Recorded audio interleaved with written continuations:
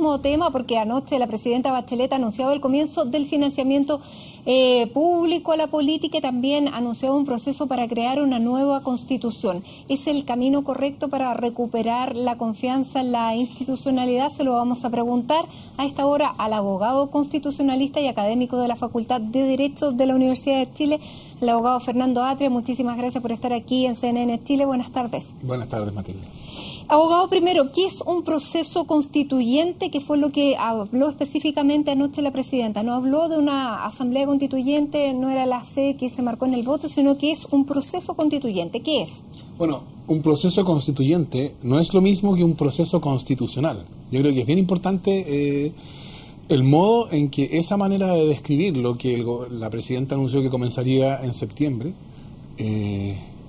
cambia los términos de la discusión, porque si uno pensara en un proceso constitucional, bueno, la referencia de eso sería, bueno, que hay, como lo decía el profesor Ovalle, ¿no?, que hay 1 o 2 o 3 o 4, 5, 6 problemas puntuales en la Constitución y que han sido identificados y que mediante reformas constitucionales podrán ser corregidos, etcétera. Pero al hablar de proceso constituyente se está hablando de algo distinto, ¿no? Se está hablando de la necesidad de una decisión nueva sobre la Constitución, de una nueva Constitución. Y entonces es un proceso que naturalmente reclama una forma de legitimación especial. Es decir, lo que legitima a un proceso constituyente no es lo mismo que lo que legitima la dictación de una ley común y corriente o de una ley de reforma constitucional.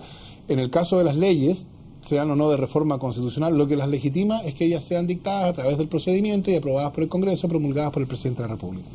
Pero cuando hablamos de un proceso constituyente, estamos pensando en que, bueno, algún criterio especial de legitimación tendrá que satisfacerse. Y el anuncio que ha hecho la presidenta no especifica cuál es ese criterio, ¿no? Porque ella no ha dicho que vamos a dictar una nueva constitución. Ella dijo, vamos a comenzar en septiembre un proceso constituyente. Y comenzarlo quiere decir que el gobierno se hace cargo de poner el tema, de desarrollar las cuestiones centrales, de facilitar formas participativas como la que ella mencionó. Pero ¿qué es lo que viene después de eso? Depende en buena parte de cómo se desarrolla ese proceso. Este proceso constituyente. Ahora, abogado, ¿este proceso descarta una asamblea constituyente o no descarta nada? Para que nos vayamos poniendo de acuerdo en los términos, porque esto para muchos puede resultar un poco complicado. ¿Cómo se realiza este cambio constitucional? Es que a mí me llama la atención que cada vez que la presidenta abre la boca para referirse a este tema, aparecen expertos opinando que con esto la presidenta ha descartado definitivamente la idea de asamblea constituyente o no. Exacto, por eso lo que yo pensaría de esto es que no hay que tampoco sobreinterpretar lo que dijo la presidenta. Lo que dijo la presidenta yo creo que tiene una dimensión política importante. Lo que vamos a hacer va a ser iniciar un proceso constituyente. No se trata de hacer un conjunto de reformas constitucionales, ¿no? Y no descarta la asamblea, porque escuchábamos a Eugenio Tironi que decía que esto revela mucha convicción de la presidenta porque no está planteando una asamblea constituyente ni nada por el estilo, sino que un diálogo mucho más moderado. ¿Usted tiene la misma interpretación? No, la interpretación que yo tengo es que la presidenta está diciendo que es necesario iniciar un proceso constituyente. Entonces la pregunta es, ¿cómo sigue un proceso constituyente? Porque habló de iniciarlo. Ella no dijo vamos a empezar a discutir sobre la nueva constitución y vamos a tener un texto a fin de mes. ¿Y quién inicia un proceso constituyente, abogado? Yo diría que hay algún sentido en que el proceso constituyente ya se inició, en el sentido de que ha habido una demanda ciudadana que ha ido creciendo y que ha tenido momentos de pic y después momentos de bajada, pero que ha ido creciendo, sobre todo desde probablemente por ahí por el 2011, de la necesidad de una nueva constitución. Ese proceso es un proceso que se alimenta de otras cosas que van pasando. Yo creo que es bastante indudable, y es lo que justifica la conexión que la propia presidenta hizo ayer. Es bastante indudable que la aceleración de la deslegitimación de las instituciones políticas que hoy día tenemos, como resultado de la que está ocurriendo a propósito del caso Sokimich, etcétera, la aceleración de ese proceso, bueno, empuja a la demanda constituyente, porque una manera de dar legitimidad a un sistema cuya legitimidad está vaciándose es un nuevo momento constituyente. ¿Es una refundación, es un minuto refundacional, lo calificaría usted? Es un momento en que decidimos de nuevo sobre cuáles son las formas políticas fundamentales. Porque yo diría que lo que nosotros nos hemos acostumbrado a vivir, y esta es la razón por la cual los dos problemas están conectados, nos hemos acostumbrado a vivir bajo una ley que no pretende ser cumplida, que no se dicta para ser cumplida. Es decir, todos los que comentan sobre la ley de financiamiento electoral dicen, cuando uno lee hoy día, es tan sorprendente que la ley no contenga mecanismos de fiscalización que aseguren su propia eficacia. Y la pregunta entonces es, ¿cómo esto que es tan sorprendente pasó? Y la respuesta es, la ley de financiamiento electoral no se dictó para que fuera cumplida, no se dictó para que cambiara la manera en que la política se relacionaba con el dinero, se dictó para poder decir que ahora está regulado el asunto. Y nos hemos acostumbrado a eso, y eso era lo que había pasado con la Ley General de Educación, y pasa con las ISAPRES, en que las Cortes aceptan todo tipo de recursos y el legislador impávido no interviene. Por eso usted dice que es necesario esta nueva Constitución, más que, como decía el profesor Ovalle, una reforma a esta misma Constitución. Sí, porque yo creo que el problema está en el núcleo de la Constitución. El núcleo de la Constitución de 1980 era una decisión de impedir la intervención política con el modelo económico. Esa es la decisión central. En eso consiste la Constitución. Todo lo demás son reglas accesorias. Eso es lo central. Y entonces, como ese es el núcleo, ese núcleo se protege por la vía de decir cualquier modificación tiene que satisfacer condiciones que asegurarán que ese núcleo no sea tocado. Ahora, ese núcleo se tocó de cierta manera, porque yo lo escuchaba a usted decir que esta Constitución no iba a permitir reformas fundamentales, sin embargo esas reformas hemos visto que realmente se han hecho. Se cambió el sistema binominal, se eliminó, tenemos reformas tributarias. Es una Constitución que, si bien hay acuerdos, puede lograr cambios. Puede lograr cambio. Yo nunca he dicho, por lo menos, que en la reforma constitucional del 2005 lo que se logró fueron puras cosas irrelevantes. Es importante que los presidentes de la República puedan pedir la renuncia a los comandantes en jefe, es importante que no haya senadores designados, pero ¿por qué se eliminaron los senadores designados?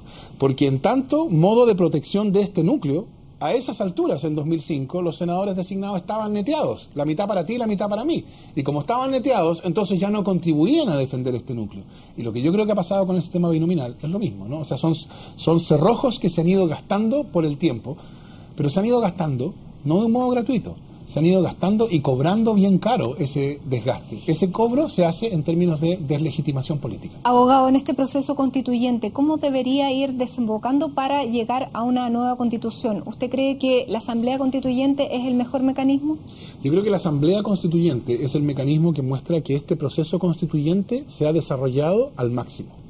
Es decir, que la presión y la demanda política por una nueva Constitución no solo es una demanda de un grupo o un sector, sino ha alcanzado un nivel tal de intensidad que cualquier mecanismo alternativo en la Asamblea Constituyente sería visto como inaceptable. ¿Quiénes deberían integrar una Asamblea Constituyente a su juicio? Bueno, esa es otra cuestión, ¿no? Es una cuestión que habrá que discutir en su momento, dependiendo del nivel de intensidad de la demanda por nueva Constitución. Por ejemplo, yo he escuchado, no tengo claro quién lo sugirió, la idea de que el próximo Congreso elegido con el nuevo sistema electoral sea un Congreso constituyente. ¿Sería eso una Asamblea Constituyente? Bueno, es una buena pregunta. El test que yo pondría es, si ese Congreso tiene competencia para decidir sujeto a los procedimientos que él mismo se dé y no sujeto a los procedimientos contenidos en la Constitución de 1980, entonces eso contaría como una Asamblea Constituyente. El punto de la Asamblea Constituyente es la manera más democrática y participativa de producir una decisión que no está atada a la decisión constitucional que constituye este núcleo del que hablábamos anterior. Ahora, ya van conformándose también ciertas ideas respecto a lo que debiera contener una nueva Constitución, porque muchas veces hablábamos de la nueva Constitución, pero ¿qué queríamos definir en la nueva Constitución? ¿Hay más consenso sobre qué queremos decir de Chile, que es una nación pluricultural, plurinacional, que tiene distintas lenguas? ¿Qué es lo que debiera contener esta Constitución nueva? Bueno, yo creo que la preocupación porque estamos discutiendo sobre cómo hacerlo sin discutir el contenido es una preocupación que yo entiendo, pero que es menos relevante de lo que parece, creo yo. Porque la verdad es que las constituciones suelen no ser sorpresas. Es decir, si hubiera si nos juntáramos hoy día a discutir constitucionalistas de derecha, de centro y de izquierda, bueno, probablemente habría mucha discusión en algunos puntos bien precisos, pero en general yo creo que sería una discusión relativamente sencilla, en que no hay mayores sorpresas. Entonces, claro, por ejemplo, yo creo que nadie duda que una nueva Constitución, en cualquier forma que se dé, va a tener que reconocer o necesitará contener un reconocimiento a el carácter plurinacional del Estado chileno. Y entonces reconocimiento de pueblos indígenas, etc. Eso es inevitable. Hasta cierto punto la condición política y de desarrollo actual hace que eso sea inevitable. Es probablemente inevitable que tenga que contener una reformulación del carácter centralizado del Estado chileno, etcétera. Yo creo que entonces en los contenidos no va a ser, yo no creo que sea particularmente difícil que podamos llegar a un texto que más o menos va a ser parecido a otras constituciones similares, etcétera. Lo que yo creo que es importante es que la cuestión central en cuanto a ese contenido es que el proceso político que la Constitución estructura, porque eso es lo que hace una Constitución, estructura el proceso político. El proceso político tiene que ser un proceso que no está neutralizado.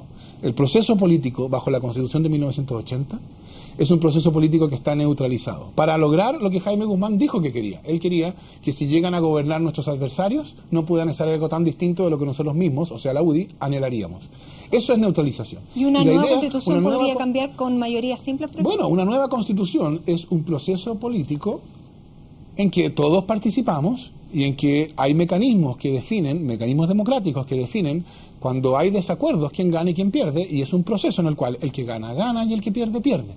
Para que la política tenga sentido, porque una política en que el que gana, gana y el que pierde, gana, es una política en que no tiene mucho sentido, en que nada demasiado importante se juega en ello. Y eso yo creo que es la situación con la cual la ciudadanía hoy día, en general, mira la política. Nada, lo que realmente importa no se decide ahí.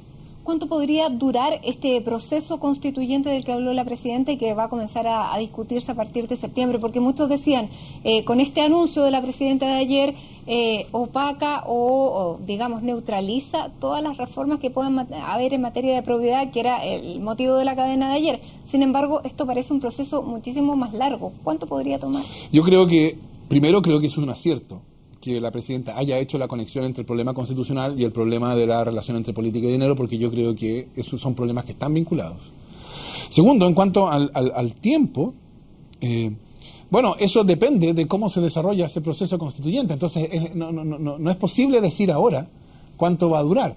Es un proceso que, como los procesos políticos en general, pasa por momentos de aceleración y momentos de desaceleración.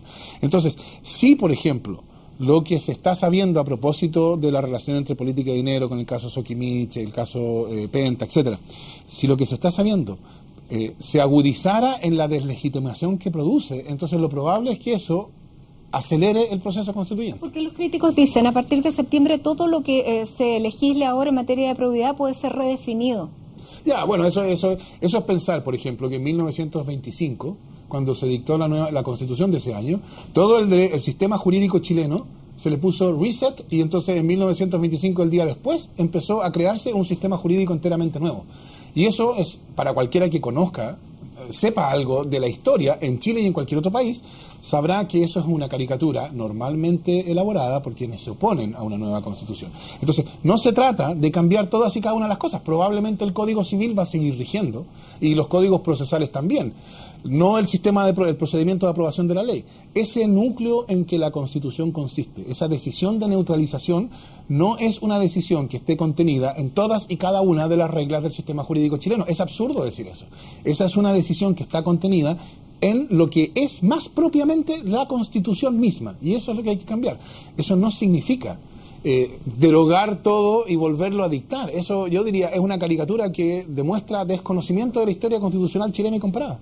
Para la CPC esto podría traer una inestabilidad política que pudiera finalmente seguir alejando inversionistas y capitales. ¿Le parece a usted que podría llegar a ser un proceso desestabilizador? Bueno, porque supongo que la CPC considerará que la situación actual de las instituciones chilenas auguran un estado de estabilidad y paz social y una capacidad de las instituciones políticas para gobernar y asegurar gobernabilidad, incluso si las condiciones económicas o de otro tipo se ponen más procelosas.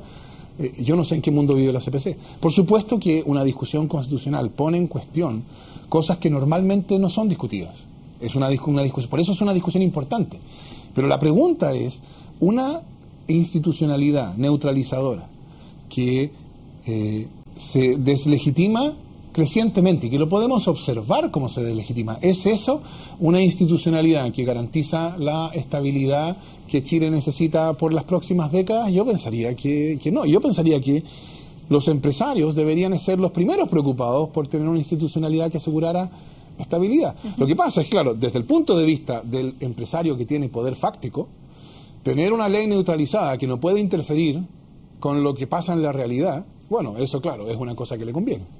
Abogado Fernando Atria, queremos agradecerle su presencia aquí en CNN Chile explicándonos este proceso que ha anunciado la presidenta el día de ayer y que va a comenzar a partir de septiembre, pero que auguramos va a ser una discusión permanente de aquí a septiembre, donde habrá muchos tiempos para debates y para plantear nuevas ideas, así que le queremos agradecer que nos haya acompañado para explicarnos y analizar las palabras de la presidenta. Muchísimas gracias, abogado. Gracias a ustedes por la invitación.